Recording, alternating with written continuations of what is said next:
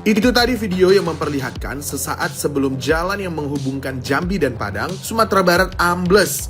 Kejadian di desa Siri Sekapur, Bungo, Jambi pada Minggu 2 Maret 2025 sore hari.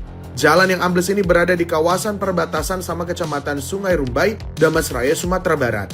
Jalan ambles ini sebabkan macet panjang, Wak. Pemerintah pun mulai perbaikan dengan memasang rangka jembatan Bailey yang dikira-kira makan waktu sekitar 5 hari lah paling lama. Sembari menunggu jembatan ini, warga sekitar membuat jembatan darurat dari papan kayu untuk menyeberang. Tapi cuma bisa dilewati pejalan kaki dan pengendara motor. Itu pun licin banget. Untuk pengendara mobil atau motor yang biasanya lewat jalan ini bisa ambil jalur alternatif. Wah weh woh, semoga segera deh ya perbaikannya supaya mudik nanti bisa lancar, ya enggak?